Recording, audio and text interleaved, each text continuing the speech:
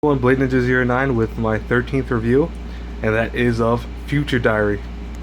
Future Diary is a very horror slash psychological based anime that deals with a lot of odd concepts, namely, what would you give in order to get a wish or to become like a godlike being? And what I mean by that is our main character Yukateru is actually a young man he's got a lot of issues going on. He's very isolated at school.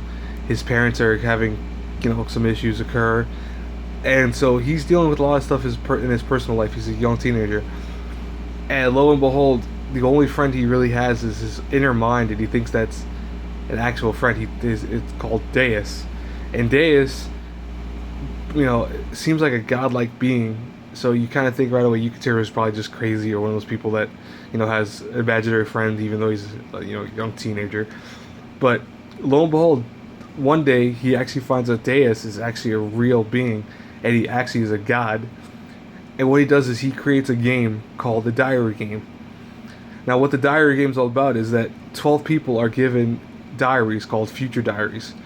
And what they're able to do is they predict the future. They do it in different ways though. Like one character has a diary that predicts other people's futures. One Yukateru's diary predicts his own future. Like it doesn't predict anything else but his future.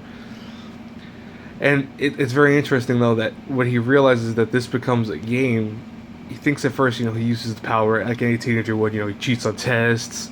He goes around trying to get out of bullies and stuff like that. He uses a very interesting way. I think a way that most teenagers would probably use it.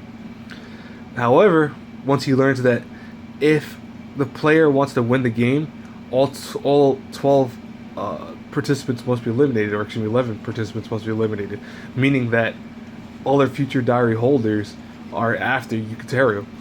They want to kill him because he has a future diary. And so the girl on the right, you could see her actually ends up saving his life early on. This is why it's not really spoilers, but she saves his life. And he learns that she's obsessed with him. She loves him. It's almost a crazy love, and it will get worse as the series goes by. But it then becomes a game of trying to survive, despite a lot of odds being thrown against Yukateru.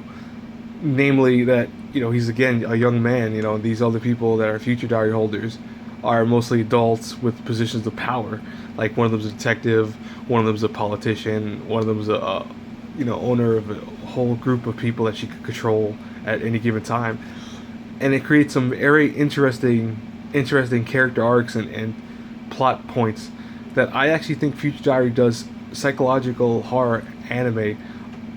Probably one of the top best ones. There's a few out there, but this does it really good.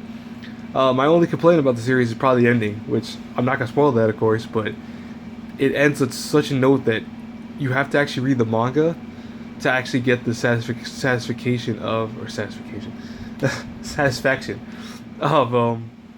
the actual ending, which is kind of annoying. But people who are diehard fans of any anime in general will go and read the manga after it, and it's not a really huge deal. That's why I'm not going to actually take it away from this review.